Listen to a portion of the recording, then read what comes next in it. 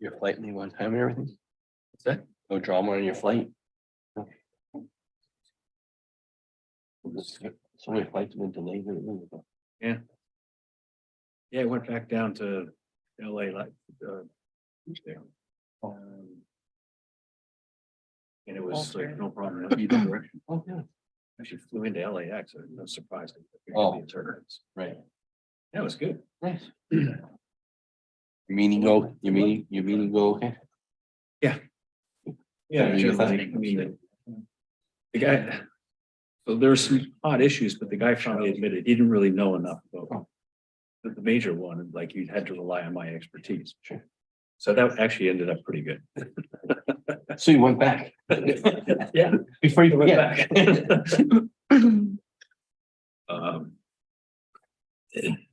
But I was laughing at Nick Bruce talking about strip malls. I mean, down in Orange County, man, it's nothing but one giant strip mall.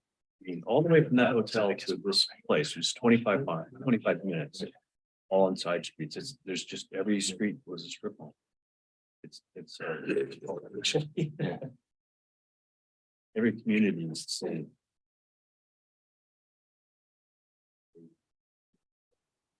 Yep. Like here. We're very lucky.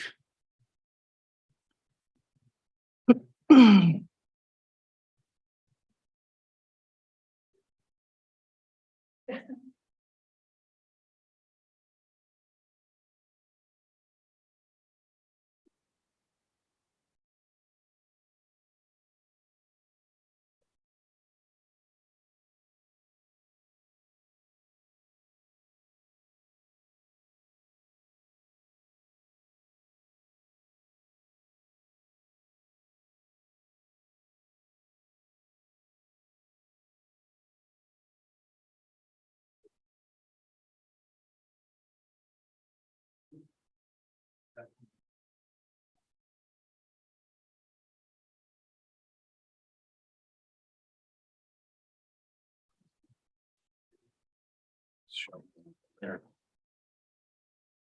Yeah, we're good. Didn't see it.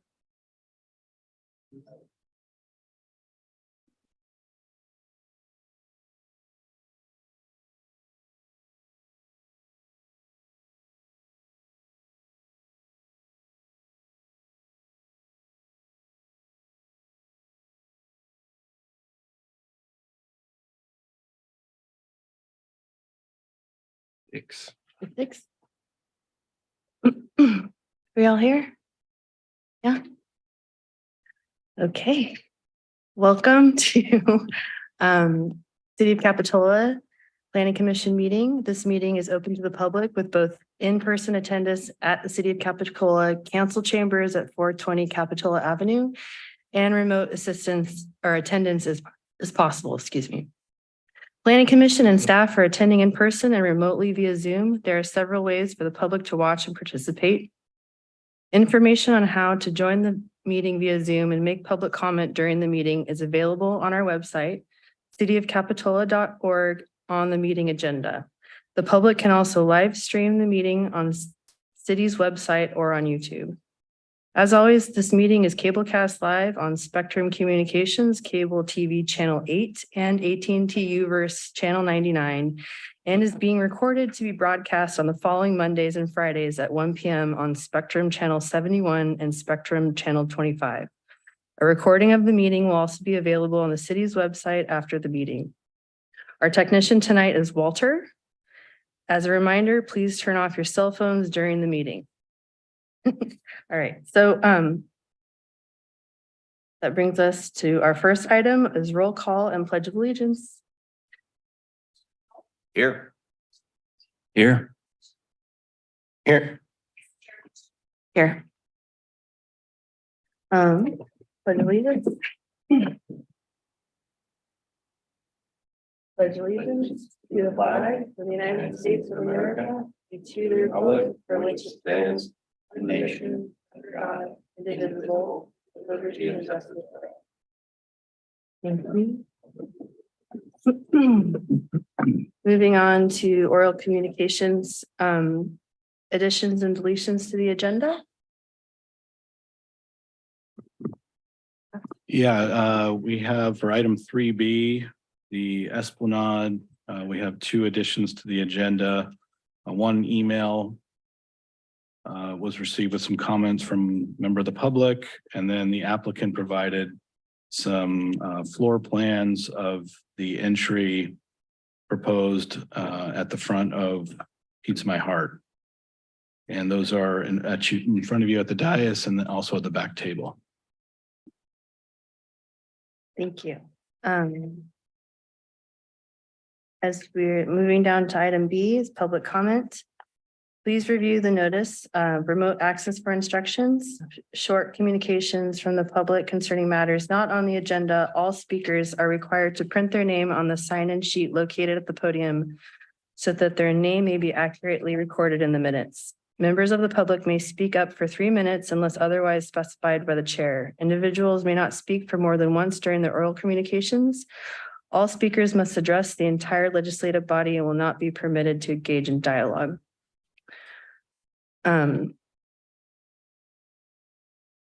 Any commission comment? I had one. Sure. Sorry. I was wondering, in the future meetings coming up, and maybe like under director's report, Brian, if tonight or maybe in the future, Katie, if we could kind of share what the forecast of like agenda might be looking like for some of the projects coming up.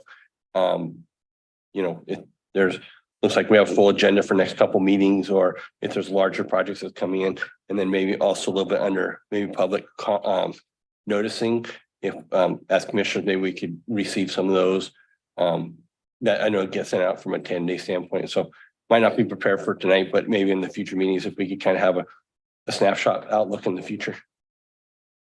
Yeah, I think there's a couple of things we can definitely do there. We can include a little bit more detail as to an upcoming items on your agenda. So we do, as a staff, we do a 3-month look ahead, so we can share that with the commission. And then when we also send public noticing, we can inform the commission as well, so you don't have to wait till the actual formal agenda comes out. Those are things we can do pretty easily. Okay, great. That'd be helpful. Thank you. And we briefly went over public comments, but was there any general public comments? Nothing, seeing none. Okay. Staff comments. Item D. You guys have anything? We have no comments this evening. Thank you. Thank you. Okay, so we're moving on to the public hearing is item 3. Public hearings are intended to provide an opportunity for public discussion of each item listed as a public hearing. First item on the agenda is 520 Riverview Drive. Permit number is 220056. It's a design permit to remodel a 2-story residence with variance requests for the required minimum setbacks and minimum floor area ratio. The project is located within the R1 single family residential zoning district. This project is in the coastal zone, but does not require a coastal development permit.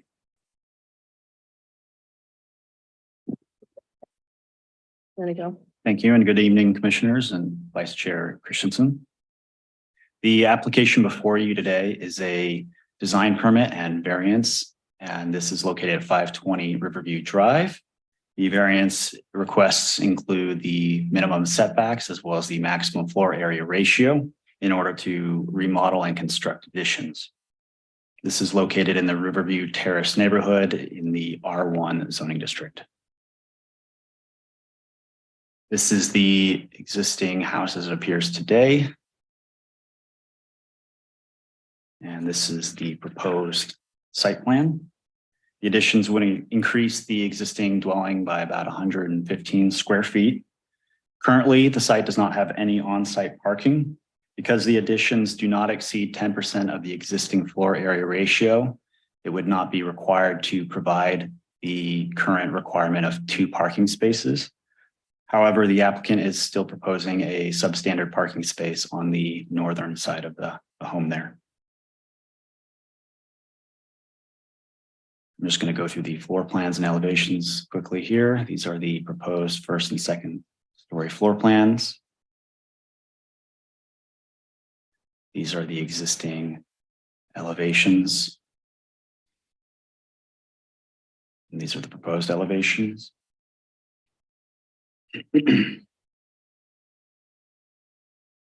Project, as I mentioned before, includes several variance requests. I've summarized those in a table shown above, namely the first and second story side setback or the northern property line there. That is for the requirements are for 7 feet and 10 feet. This would enable them to build up to 4 feet on the ground floor and 9 feet 9 inches on the second story. The rear yard to the right there would also likewise be able to be constructed up to 4 feet from the property line. And lastly, there is a request for the maximum floor area ratio to go up by about 1.3% or 30 square feet from 58% to 59.3%.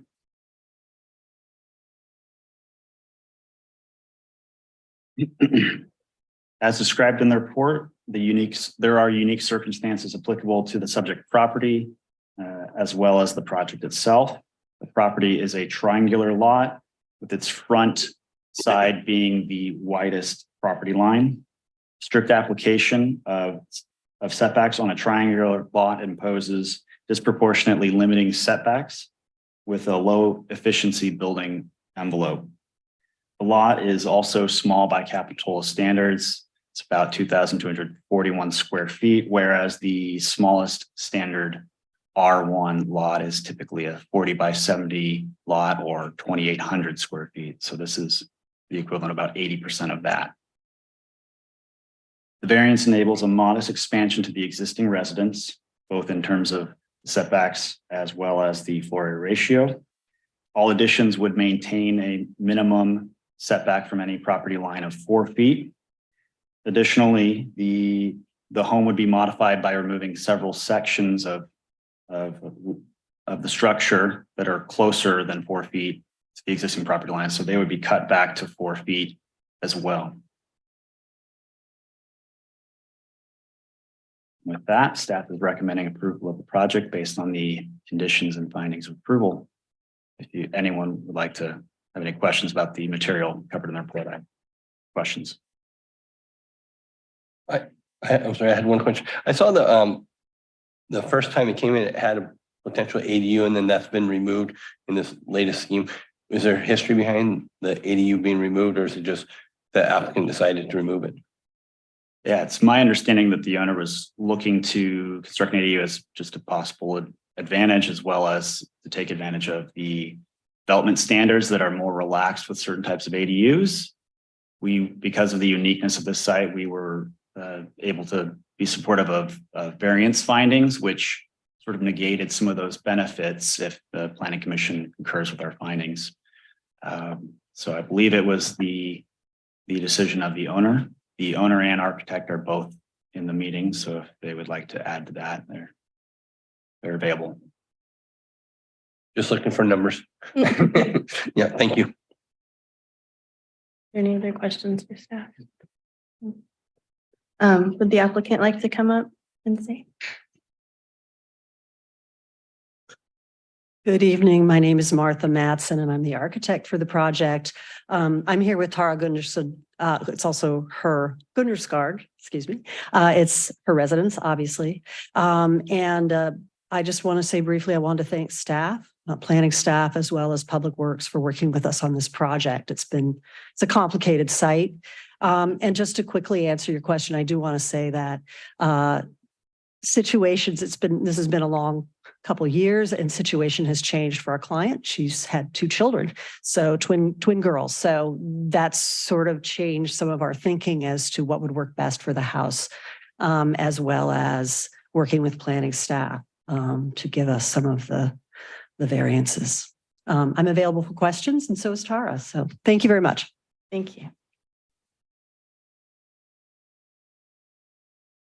there anybody here to speak to the project? None? Want to bring it back to the commission? Does anybody have anything? Any questions? No? I'll move approval of staff recommendation. I'll second that. We have a first and a second. We have a roll call. Aye. Aye. Aye. Aye. Okay. You're approved. Thank you. Moving on to item B, I have to step out. Commissioner Wilk will step in to operate the rest of the meeting. Thank you. I'll wait for your Thanks. gentle exit.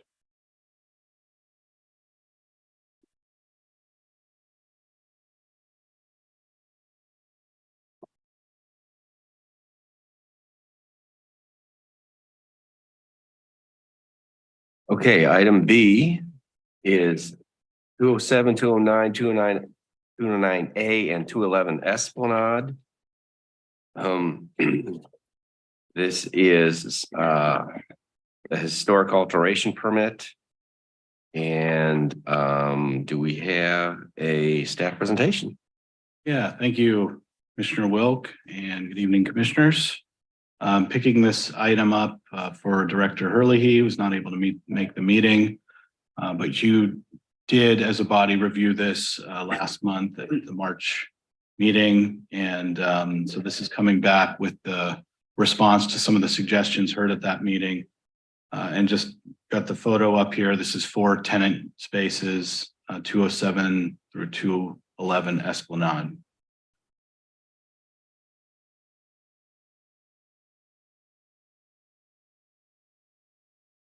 So just the brief background, won't take too long here, as there was some storm damage.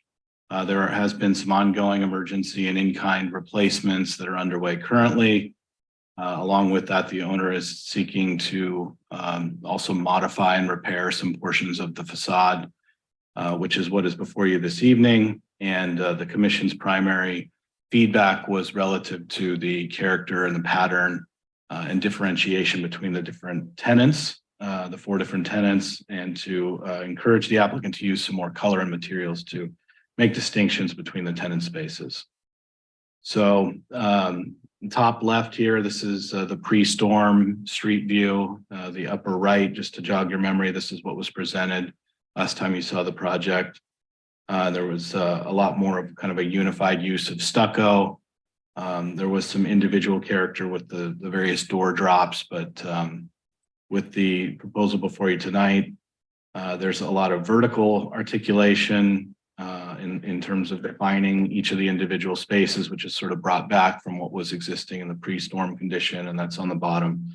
So each of these spaces has kind of its own shoulder to shoulder space along the street frontage, and I'm going to get into each of these individual details and the use of the various materials that are being proposed. So for reference, the existing condition at Sandbar in the upper left, and then the lower right with the various material call outs is what's being proposed.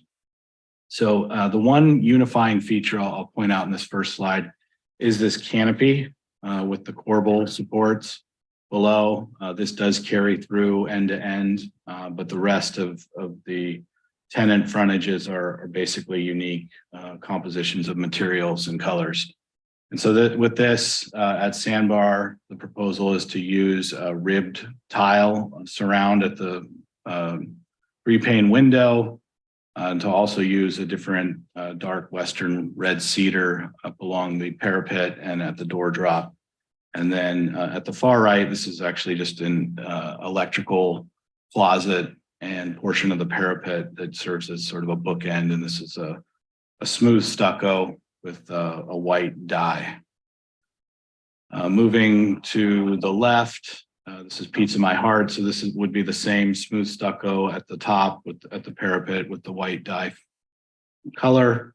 You can see the corbel and awning carrying through. And with this proposal, there's actually a change to the customer circulation pattern. So if you are familiar with the property, or you can look at the upper left-hand photo, there's a single entry and exit with a large alcove space. And with customers queuing, if they have a busy lunch or weekend crowd, the doorway can become a bit of a bottleneck. So the idea is to take this opportunity and introduce a new door, and then move the orientation of the window toward the center of that space. So 2 new alcoves and would allow entry and exit one-way direction. And so applicant is provided a bit more detail, just because this does involve circulation and a bit of the interior space. So they're demonstrating to us here how the ADA and various clearance requirements would work, as well as door swings and the entry and exit. And you can also see that the window opening itself is cut down a bit, about just under 3 feet. We do have an added condition here, just because of the door swings do project beyond the front facade of the building. Just as kind of a footnote, I'll get into that in a few slides, but basically the Public Works Department is not supportive of any further obstruction. So this design would need to be refined a bit, but in concept. Moving on to the bay bar. This is also a proposed stucco, but this is a modeled green finish, and again would be a mix-in stucco color, so it's not an applied paint. It works more like a dye mixed into the stucco mixture, and the same awning carrying through. And then Mai Tai Beach is back to the white smooth stucco finish. The windows at Mai Tai Beach are an existing vinyl window, and the city's architectural consultant wanted the applicant to consider trying to enhance those windows a bit. And so the applicant is proposing a frame around them to match the awning in a Western red cedar. So big picture view, this is the zoom out of the entire end-to-end length of all the tenant units. And then this is looking from the other direction. And then now we'll move around to the back side. So what you saw a month ago was the option on the upper right again. And then what is being proposed now is down below. So not much of a change here. The one thing being introduced is, or I should just call out that the stucco is really end to end. So it's from the end here at the beach access all the way through, carrying all the way through the 4 tenant spaces. And then the same kind of window framing, but it's a different material that's being introduced at this rear elevation. It's called a ceramic neolith, and is meant to riff off of a Corten steel type of applied material. And then there's also a sliding shutter being introduced in this that would be inoperable. It'll add an ability to shade those windows if they're getting direct sun. And this is at the back of Mai Tai Beach, or they could be just kind of an architectural feature, but are an operable shutter. And so getting into these added conditions. So number 18 is relative to the door swing. So door swings out into the sidewalk. It's public right of way. It's typically not something that the city is wanting to perpetuate. I think there are a few doors that do swing maybe a few inches into the right of way if you walk down and look. But being that we are looking at a new application here, we need to make sure that we move forward in the correct direction and not have private improvements swinging into the sidewalk. So simply adding a condition that this design be refined to do that. And then number 19 is just a statement of the, essentially for the record, commenting that the individual identity and the design of the tenant spaces is to be maintained and reflect the historic pattern and character of the village.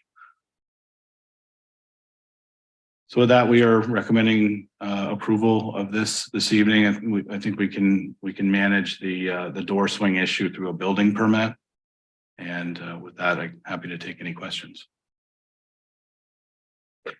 Questions of staff? Yeah, so I have about 6 or so here. So just confirming the stucco is going to be a color coat stucco. Is that correct? Yeah, that's right. And then I guess the question as I was reading the staff report talked about the windows that were existing, that they were damaged during the storm and replaced. That's not for the windows in the front. That's only the windows that are in the rear of the project. That's right. The windows at the rear of Maite Beach were damaged. So the ones that I just think the consultant was RRM had just concerns about those windows, but they're existing now, and so they were replaced previously under building permit or an improvement, and they're vinyl at the time, and they're remaining, right? That's correct. Yeah, we were able to find some records that those windows were existing at least back from 2012. Okay, and the new windows that were put in the back were vinyl, and that's because they were replaced like kind, Correct. and that's just, and they're allowed to be replaced like kind because of storm damage from the emergencies. And they have been replaced. One of the photos that I showed does show that they were a like kind replacement. All right, I don't know if we have the photo, but some of the comments I've gotten about the building from the historical part. Before, the building now doesn't have the soffit, if we want to call it, running all the way through, right? It stops and doesn't go across my tie, correct? That's correct. But now it's being proposed it's going to. Yes. And going back and looking the history, wasn't there a photo that we saw on the March meeting that showed it at one time that continued all the way across? That's right. There was a prior tenant that had. So historically, it did go across and it was cut back at some time. We don't know when. And now we're looking at proposing to put it back. And when do you think was that, in like the 50s? I have some of those slides. If you want, I can scroll through here and see. There you go. Yeah, there's one of them. So if you see on this arrow to the left is pointing at what was the canopy. Right. It's a canopy ran across and then for some reason Yeah, they took it out. there it is again. So that's a Pelican Cafe is what is my tie now. Okay. And so we probably think the original construction probably had it continuous, right? That's right. Guessing. Yes. Yeah. All right. And then my next question is around the corbels. I think at our last meeting, we talked, there's some sensitivity around like the historical features of some of the building with the corbels. And I saw on the plans that the new corbels were called out to be steel. Or is that going to be addressed to be changed so aesthetically they look like these corbels in time, or what's the corbel? I didn't see the exact corbel detail obviously yet, but is that being like something that's being highlighted? So the historical feature stays kind of the way it is? Yeah, I understand from the applicant and they are here. The architect can probably comment with more specificity, but I understand it's supposed to essentially be the same presence in terms of its dimension and its radius and its location and rhythm along the underside of the awning. So I understand it to be it's new material and it's replacement, but it's supposed to represent the same. Perfect. Thank you.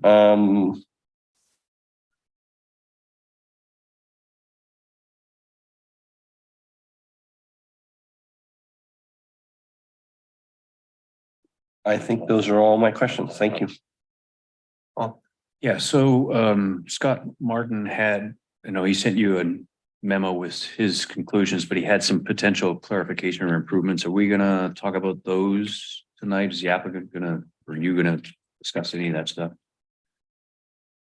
I have it here. I can walk through those. One thing I will say that in the sequencing of his final comments were actually, for the most part, addressed in what was presented this evening.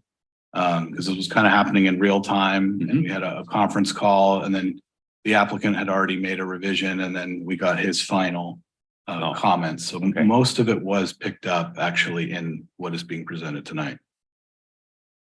Okay, there were some material suggestions that he had. I don't know if we made changes based on that, but.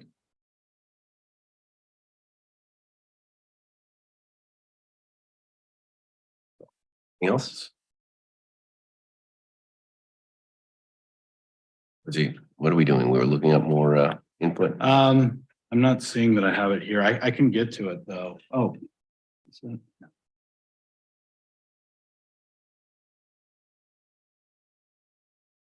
Yeah.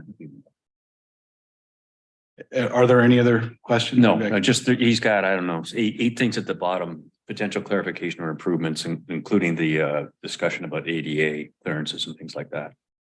I'm just curious where we The are. biggest concern that they had was the vinyl windows, but the status of those being existing and replaced in kind, eventually they kind of backed off of the comment. Okay, I would agree with that. Okay, thanks. Question about your condition on the doors. The issue, of course, is you don't want the doors in the public walkway. I'm just wondering how flexible you'll be. Maybe there's accordion doors, or there's something that where when they're open, they might temporarily be in the public walkway, but when you collapse them and you fix them there. So you'll be appreciative of any clever solutions they have to the public walkway, right? I mean, we're mostly just concerned that when they're in business and the doors are open, the walkway is clear. Yep. And if they can come up with a creative solution that solves that, we're good. Yeah, I think. Okay. I'm sorry, I do have one follow-up question. With the new window replacement that's going to go in at Pizza My Heart, will that be a window like kind then? So that will not be a vinyl window? I understand there's the applicant is ready to comment a little bit about that window because of the nature of kind of designing and having some real site conditions. I think there's a structural component they wanted to speak to tonight. Okay. But I understand that window to be a wood frame window. Okay, perfect. All right, then let's move on to public comment. If the applicant would like to begin, that's okay. If you'd like to wait till the end, that's okay, but we're ready to hear any public comment on this item. And if you could sign in or let us know who you are so that we have your name for the record, that'd be appreciated.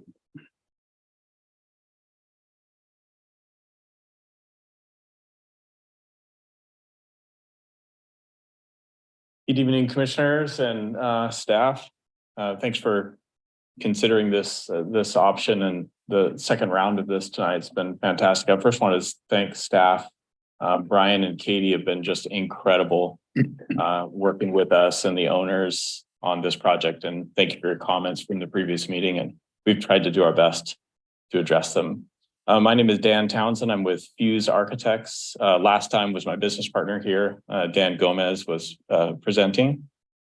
I can answer any questions you have. I know you have specific questions, and I have some comments that I'd like to make that would be added to the record from discoveries that we found today as well. But do you have specific questions? The questions you listed before, would you like to ask those? I just had a question, like in detail, just if the new window going at Pizza My Heart, since there's some sensitivity around vinyl windows, is that window going to be wood window then to stay in the character of what it is now, or? Yeah. Thank you for asking that question. So the windows that are at Mai Tai Beach are the only ones that are vinyl that will stay vinyl. Those ones were replaced in kind, as we had mentioned, and the consultant architect had made a comment about all of the windows, and we came to an agreement to just leave the Mai Tai ones alone. The other windows and the other tenant spaces are going to match the wood color that they're associated with. So the Pizza My Heart window is actually a wood clad window. And the two entrances that we're discussing, there's a couple of clarifications I'd like to make on some discoveries today. There's a brick facade at Mai Tai and at the adjacent tenant space that's comes to about 42 inches or maybe 36 inches that sticks out of the wall about 8 inches. We do intend to stucco over that brick material. The original plan was to remove the brick, but it looked waterproofing wise and structure wise, it looked better. I think it's going to be better if we stucco over that brick, which makes it so the doors that come out of Pizza My Heart won't actually protrude into the public right of way. We were intending to remove the brick, then they would, but the doors will come just about to where that big brick facade is and where the new stucco line will be. So they won't be protruding into the public right of way as shown in the plans quite as much. So question to staff, does that mean the bricks are currently protruding in the public right away? Yeah, let's look at a photo here because I gotta look at that.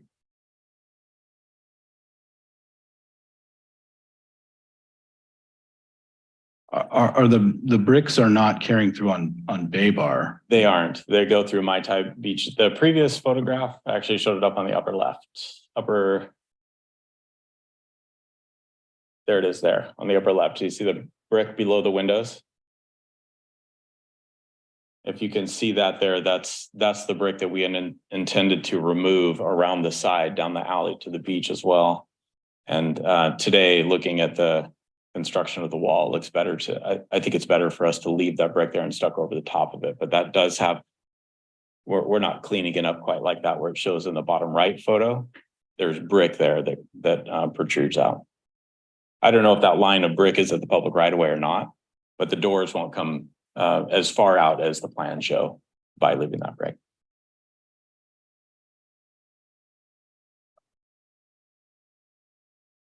The window at Pizza My Heart, that center window, business kind of uses it for a pass through of stuff. Is that going to open up like the existing or the old one did? At Pizza My Heart? Yeah. Yeah, that's another thing that we wanted to bring up tonight. This is just based on observations today. We had the structural engineer was out at the site today and has a history with the building. If you flip, Brian, if you could flip to the shot of Pizza My Heart. Yeah, where the window that we're showing, or the upper left photograph where you see that existing window, that's a wood frame window that rolls up like a garage door. Yep. We had proposed in the bottom right photo to move that window over to help with with the new entrance on the right. Mm-hmm. That right below that corbel that's there is a pretty major 6x6 structural column. We don't want to remove. It's connected into the beach wall below under the sidewalk surface. So the engineer was hesitant in having us pull that column out. So the owners of Pizza My Heart and the building owners were there this morning, and we decided to leave that column there and have two of those doors, just smaller, on both sides of that major structural element. Two windows? Two roll-up doors, just like this. Oh, I see. Yeah, they roll up like a garage door. Yeah. And we're going to pull that window, well, we'll call it a door because it's like a garage door. We're going to pull that one out and move it over to the adjacent space. It fits it'll actually remove two of the vinyl windows that the consultant architect didn't like. Right. And we're going to put this window in that space or door. And my understanding was you're going to be completely demoing all the stucco off the building. Is that true? Demo the stucco off the building? Likely not. We're going to go over the top of the stucco that's there. I thought there was a note in there about that. It was about the waterproofing and all that. And the stucco was going to be removed. Is that? So it's just going to be a new skim coat over top of the existing. More than a skim coat. It'll be glued on. Have a thickness to it like typical stucco does. Some parts of the stucco will need to come off just for roof to wall flashing for the canopy there and some other waterproof connections, but the entirety of the stucco will likely not come off. So in addition to the 8 inches that may already encroach into the public sidewalk, you're going to put stucco on top of that, which is going to add perhaps another ½ inch. Yeah, it's hard to say how thick it will be. It'll be something like that. That's at the Mai Tai location. And the Bay Bar next to it has kind of a wood facade that somebody placed over the brick. That wood facade will be removed and stucco will be in its place, which will occupy slightly less space than the existing wood facade over the brick, if that makes sense. It doesn't make sense. So I'm looking at the Mai Tai Beach and the picture showed the brick. Yes, So you're going to take the brick and stuck over it. yes. And so I missed the issue about the wood. The bay bar, next Okay, I to it, know. somebody in the past has applied wood over the brick. And that has about 1.5 inches of thickness. You can see it's like a blue, kind of a dark blue. If we Okay, have but that's original not, pictures. that's not impinging into the public. Right. I'm not sure where the public right of way line is, where the actual line is, but that wood is coming off and stucco is going on, which will take up a little bit less space than the wood did Got it. at that location. Thank you. Each location has kind of its own facade, and we're trying to tie them back together, but give them their own unique look. Any other questions or any other comments you'd like to make about your proposal? There is a question about the corbels. The corbels are proposed to be steel. The existing canopy is covered in stucco. It's heavy. We're trying to lighten it up. Part of one of the corbels was demolished. The stucco was removed, and it was a wood, just a wood, simple wood 2x4 structure at a 45 degree, and then they've stuccoed to make that arc. So we're proposing steel corbels that will follow the original arch, and then cedar underneath the canopy to kind of lighten that whole thing up. It's a little too heavy for what's behind it. That's all I have. And the height of the parapet, that's all been worked out. There was some question about that.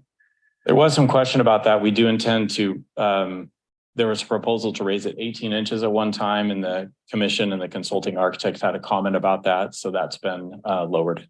Great, So thanks. each facade goes up to the top of the parapet now. Great. Thank you. Thank you, Mr. Townsend. You're welcome.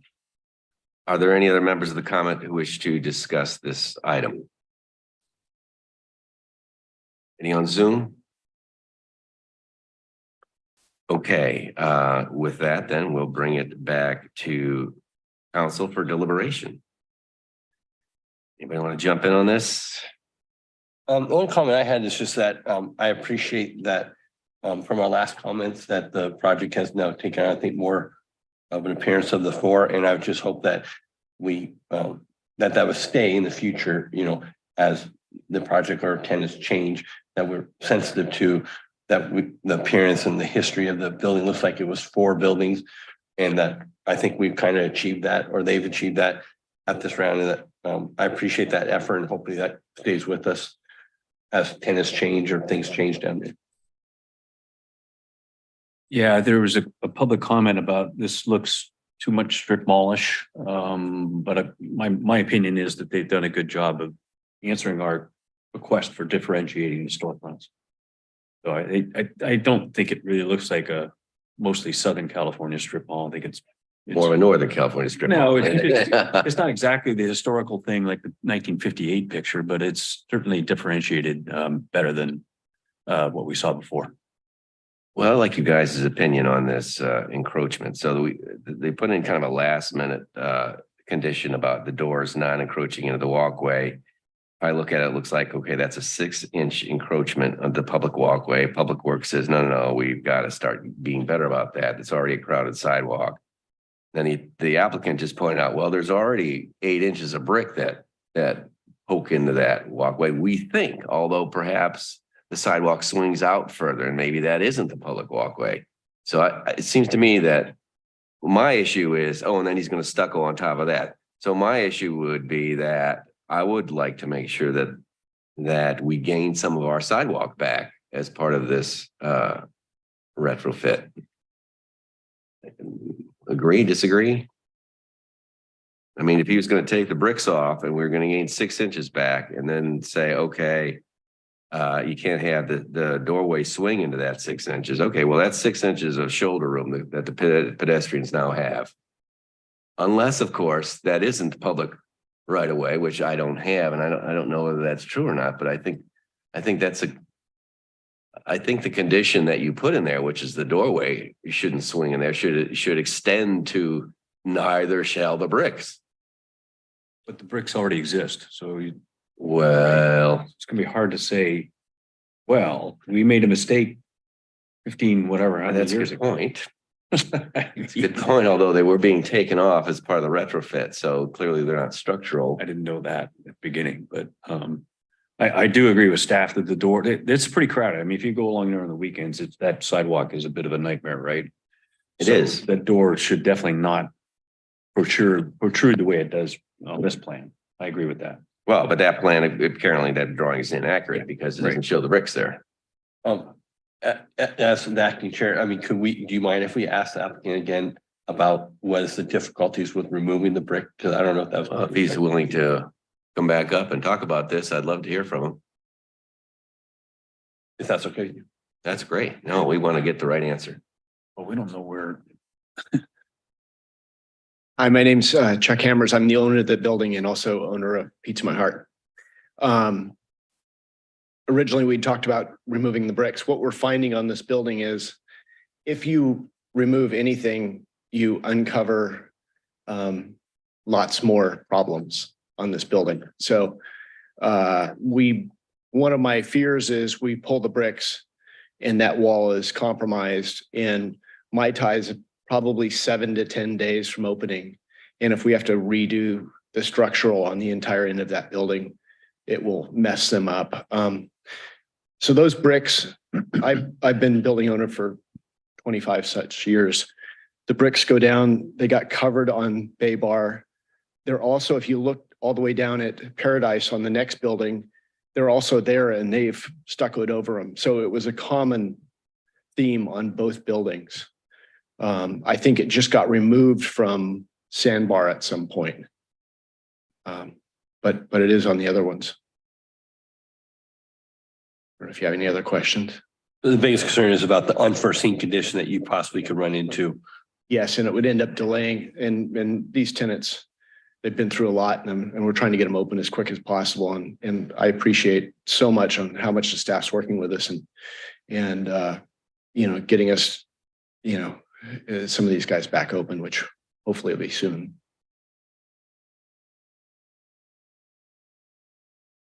So do you foresee the way you've got this 2-door system now at Pizza My Heart, that traffic flow will be better than it used to be, because people line up for quite a ways on that sidewalk?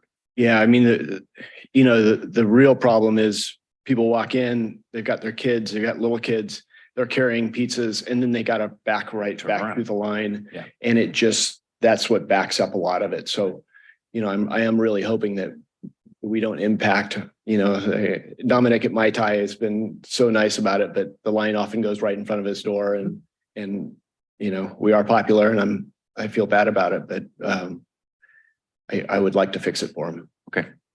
Thank you.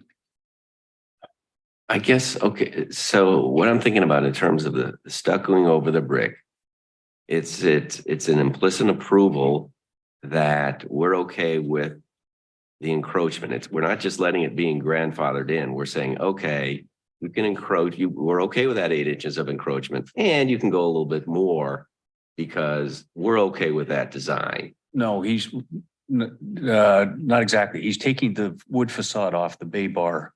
Now, I'm just worried about Mai Tai. Oh, Mai Tai. So Mai Tai Beach is where the doors swing, unless I'm wrong, the doors swing open. And he's saying, okay, that when they swing open, according to the original plan, it'll stick out 6 inches. But that's not true because of the brick facade on Mai Tai Beach. And Pokes out another 8. the one he's talking about is a Bay Bar. It's the adjacent building. The adjacent, Mai Tai is 2 over, Bay Bar, then Pizza My Heart. Can we bring up the picture? Bring up the page 36, you can see them all. I'm sorry.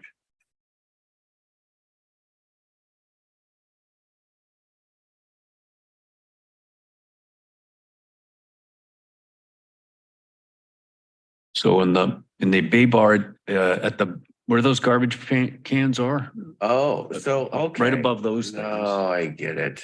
Are bricks I was covered so by confused. wood for some crazy reason and then painted, presumably, I guess, right? So, okay, so the bricks on the Bay Bar are being left alone and are just painted. And it's the Mai Tai Beach that they're stuccoing over. No, but- he's taking whatever that wood is. I don't know if it's a 1 inch or ½ inch or whatever. They're going to take that off and they're going to put stucco on. So effectively you get the same more or less the same dimensions. as what you see in that picture right there, Okay. which is roughly 8 inches off of the building So when core, the, it when sounds the like. door is open, they will poke out an additional 6 inches. I don't know. It's hard to say on this picture, this drawing. All right, so basically, after all of my confusion, the answer should be, we should accept the condition as staff recommended, which is don't allow the doors to poke into this right away. That's what I'm thinking. Unless I got it wrong. Why was that so hard for me? Okay, And then just that it is the same condition at the sandbar. Yeah, the bricks are painted at Paradise. I mean, I'm just trying to look for that same condition somewhere else that's stuck it over. Yeah, Paradise Grill, there were bricks there that have been stuccoed over and they have a little slope below the window and that's just the So detail. this that's Disney been brick there. is there stuck it over. Yeah, so it appears that there was brick along from Paradise Grill all the way down to Mai Tai Beach. Some of the stores in the past have removed the bricks and one of the stores, Bay Bar, has covered over them with wood. So the doors that are encroaching into the public right of way that we're talking about are only at Pizza My Heart. It's not all the doors in all of the locations, just the Pizza My Heart doors. And my point about leaving the brick there is that if the brick is left there at Mai Tai, that if you drew a line of the thickness of that brick all the way across, the doors at Pizza My Heart aren't going to stick much past the existing brick is in the right of way. So it's not a detriment in my opinion to have those doors stick out because the brick's already occupying that space. We've already kind of given that space to the brick. But there's no brick there. No brick there. Right. So it kind of goes back to the condition that staff is asking for. Would not be addressed because the doors will be into the area, but your comment is, but 25 feet down, the bricks there and Are in that's, that space. so a path of travel would be like that, Correct. not be dramatic. Yeah. If we had removed all the brick, like then the proposal all the way around the building, the doors would appear to stick out into the right of way. But now that we're not, it's doesn't seem to impact that. And as architect, is there another way to address? Let's say that was a condition that we can accept. Is there another way to address the condition the staff was asking about to get the doors so they didn't encroach? We could swing the doors in, but the owners are worried that may cause a problem with people in, as the doors swing in, you lose that space on the inside to stand the swing of the door. It's a bit of a safety issue too, isn't it? For It eagles? is, yeah, they can swing in, but it's better if they swing out for safety, yes. And you can't move that, well, let me hold it up for you to see. You can't move that wall in because of the ADA clearance. Correct, yeah. We're trying to accommodate as many ADA rules as we can in this modification.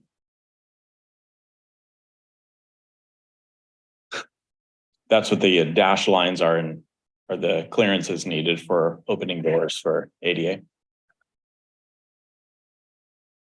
so basically, we're saying that the width of the sidewalk varies depending on the facade of the house, the building. Correct. The narrowest it is currently is probably at Mai Tai Beach because the brick is still there. And it's wider at Bay Bar and Grill because the brick has been removed. And the doors would swing back out into that encroachment that, like you say, if you drew the line from Mai Tai Beach all the way across.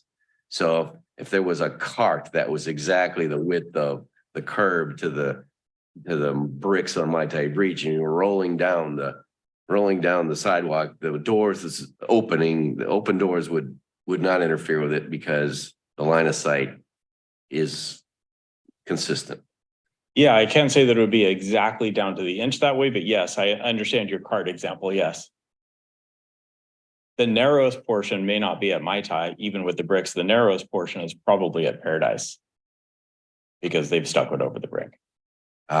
So on this view here, the right-hand picture, what that wall that you're showing to the lower left of the door, it's hard for me to use an arrow here, but That's just the studs. That's the wall of the building itself. On top of that is another 6 inches to the lower part of the page of brick. You're not showing those bricks. The bricks are not shown in that drawing, correct? Get it, Peter? Those I there are get it. bricks on top of that. So that door, Right.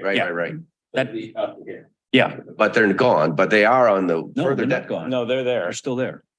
And they're covered with a wood I paneling. thought you said, but you're gonna take all that off. That was the original proposal. That's why I wanted clarification today is we were going to remove the bricks. Now, after observation today, it appears that it's better to leave the bricks, which kind of negates Right, this keep door that into the door. right of way issue. Right, keeps going back to Mai Tai Beach. Okay, Understood. It happens to all of us. okay. There's a lot of different. I've been out of facades there. town. I didn't get a chance to go down and look at the place properly. Okay. Okay, I get it. I get it. And so hypothetically, the door now will stick about 3 or 4 inches past the brick, you think? Well, it looks I like would- without the brick, it's 4 inches. So with the brick there, it's Maybe an inch or two.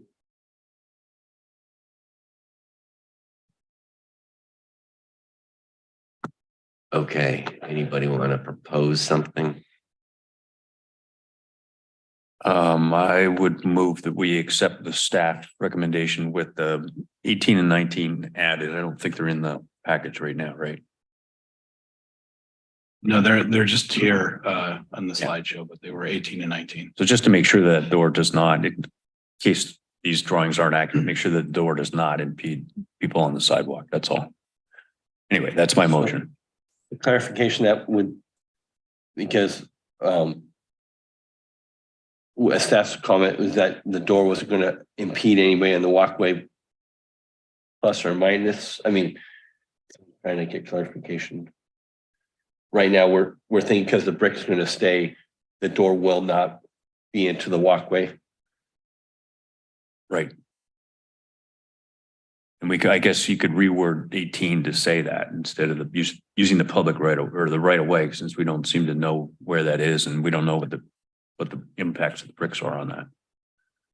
You could add language of and or project beyond the Existing facade. building line or something like that, yeah.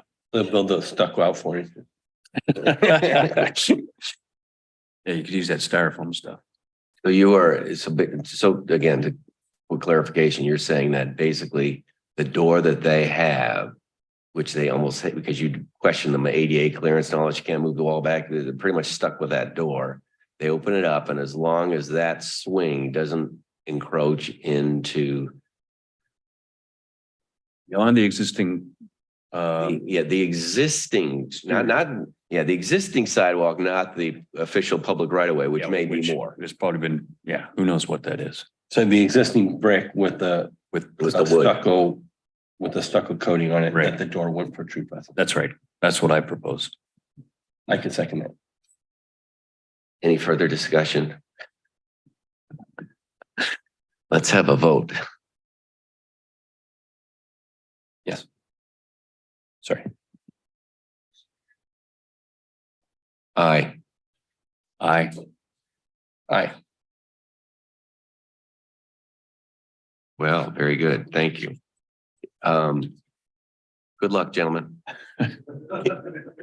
Before you guys leave, is there an update on when you guys think all the places will be open? Just, are you guys publicly making comments about those? About getting that back wall going. Just on sandbar. Yep. And, as fast as I can. At one point, I was thinking May first. Take more time. Great. Good. My tie should be open in a couple of weeks. East My Heart's been open. Yep. And, I guess is that, day bar should be one chest. Craig, is it Craig Evans, police officer? Yeah. He came today to talk about forecasting, because no one. Big, but. His concern for that. Getting the fences taken back out, having. They're doing everything they can. Get everything done, all that. I think after the demolition of the back wall with the sandbar, you probably are not gonna need to have gardens there. For parking instead of areas, make them more ready for summer. So I think it's going fast. We can't wait to see it all open. Thank you. Great, thank you. Thank you.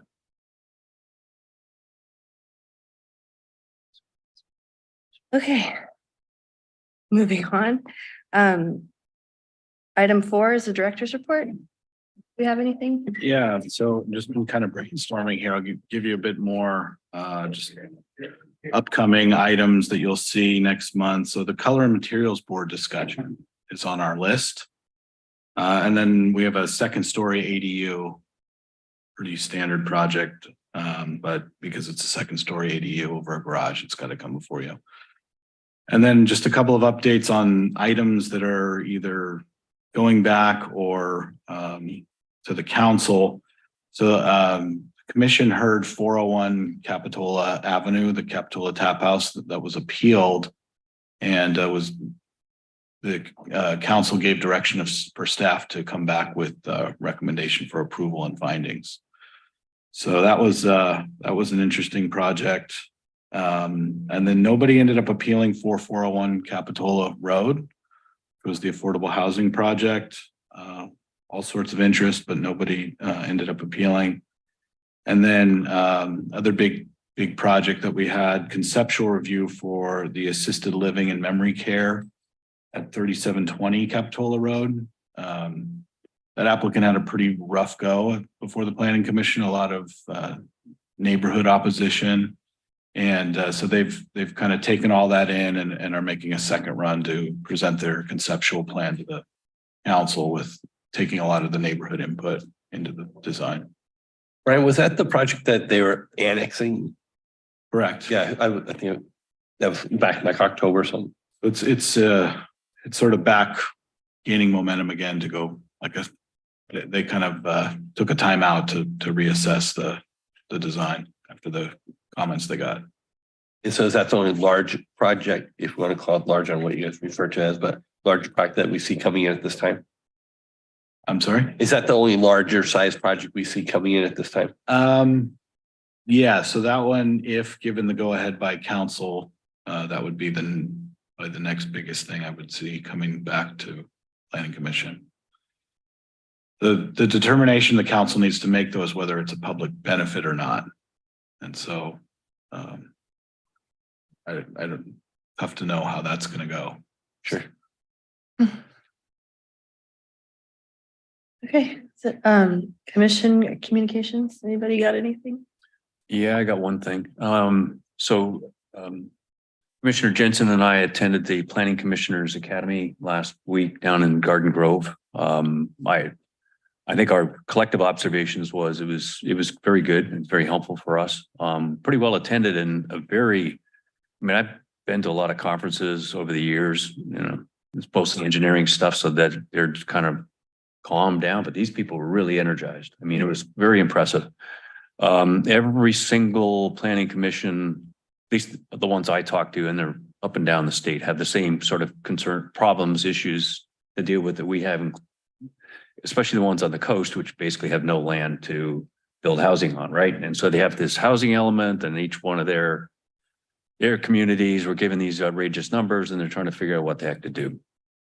So one of the workshops I went to was, trying to deal with that issue and, what's the strategy for doing that? And the number one suggestion from people that have been through this, was to really engage the community a lot.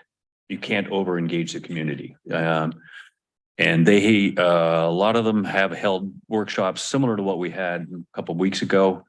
But then, they in more depth and discussing a lot of subjects, like, for example, some of the topics I was thinking of, State Bill 9, which I call the subdivision bill, right? It allows you to divide up your land and then develop it. AB 686, which is the AFFH, affirmatively furthering fair housing, passed a couple of years ago. And how does that, it has a lot of requests, not requests, it is a lot of things you need to do in your housing element going forward that haven't been requested before. And it, you know, we keep getting these emails about how every city in the state's getting sued if they don't do this, right? So I don't know if that any of that suit stuff is true or not. I'd like to have a workshop to find out, you know, from somebody who knows, like, what are the impacts if you don't do this right? Which I know the biggest one I would be worried about is the state funding and some of the aspects, some of the money we get from the state could be cut off. Anyway, I would just like us to talk about, you know, should we have more of these community outreach type events like we had a couple of weeks ago? The one person who was leading this said it, they're not subject to what's the act? No, the Brown Act. You don't have to conduct them in the same way with as formally as we do these meetings because they're just information sessions. We're not making a decision. So you don't really have to do it as formally, although it's probably safe just to do it the way we are doing it, like we did last time. But any comments to this notion?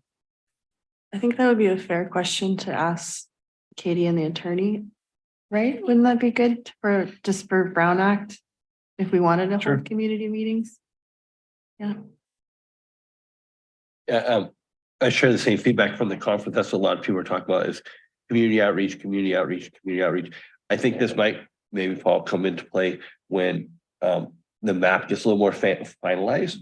That, you know, I would think when that map comes out, all we have to do is plan, right? Or make recommendations for planning on how that land. But I think to reach out to that community and say, you know, just so you know, city council took action, the plan was approved, whenever, but to tell people in time what this could look like, and I think it should be a gamut, not creating hysteria, but it could be, you know, like we all talk about the project, what do you call it?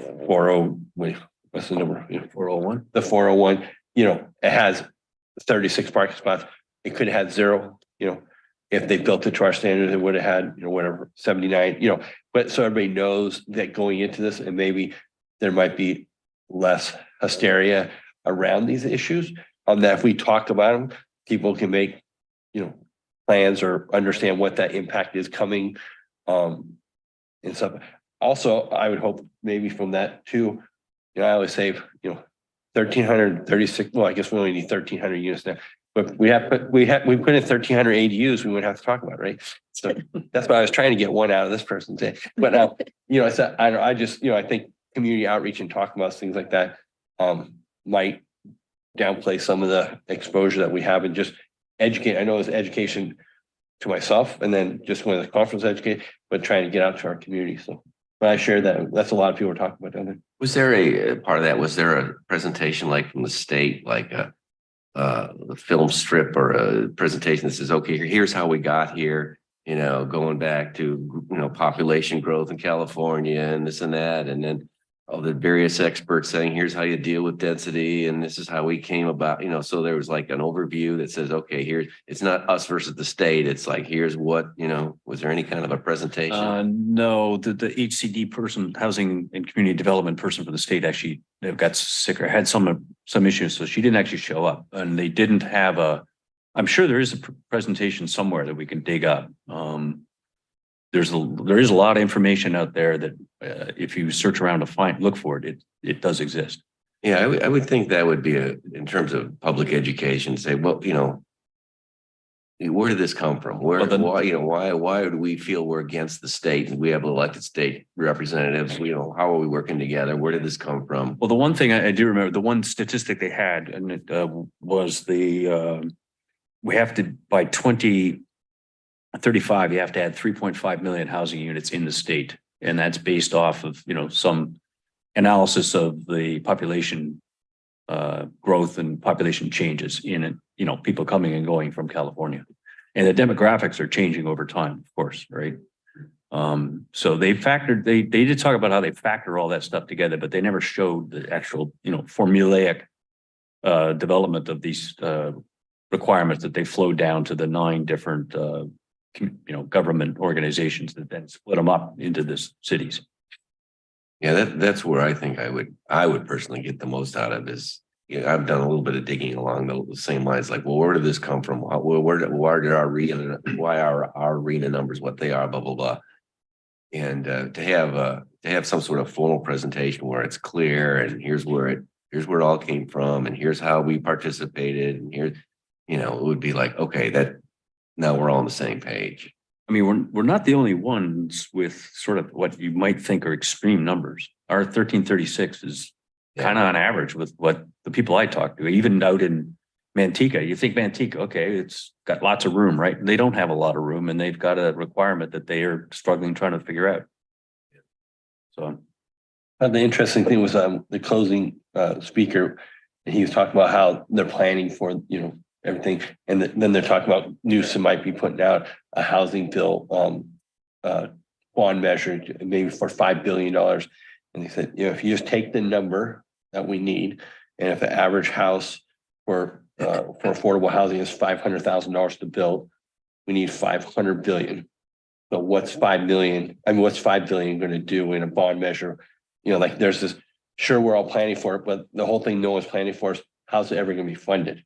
Because it doesn't, even though you plan for it, it has to get built because there's a need. So it's interesting to see those numbers kind of put back in, how's it going to get to that point? I do have another question. I saw it was in the Sentinel today. I think talking about Santa Cruz is turning in their housing plan, and I think there's Watsonville might have been.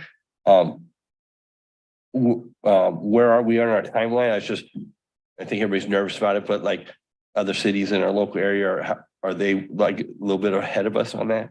Just an update. I thought we were submitting in May. I think that's our schedule.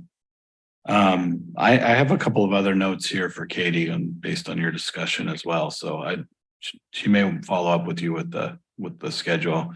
It seems like you probably want a program or a schedule of our community outreach. I mean, it seems like that was something I was going to suggest when I debrief with Katie about the meeting tonight. That we can follow up with the whole commission on. I think these are all just very positive, but it just seems like when I got a lot of the planning commissioners I talked to were like, I tried to find some that were like me, 10 weeks old. And then, some that were 10 years, 15 years in the role. And they also shared the same thing about how they're trying to get some headway in their community by having over communicating about this stuff and trying to make it not be like that your city is doing this, and not putting it on the state, but like this is a mandate and this is what we're doing the best job we all can. Yeah, I think Peter's right. If we can give rationale for the numbers, that would help a lot. But we also have to explain to people that we do need affordable housing, right? I mean, and the number of units of affordable housing we're going to need is pretty high. And people need to understand that this 4401 Capitola Road is not the last one. Yeah. Right? So I don't know how we get that message out there. But, I'm happy to work with you, staff, and Katie. And, if we want to, let's take a look at what is already planned. And if we want to add more, maybe we consider doing that. There's a schedule. Yeah. We can share that with the commission, and it's not. Okay. Is that all everybody has? Okay. All right. So item 6, adjournment.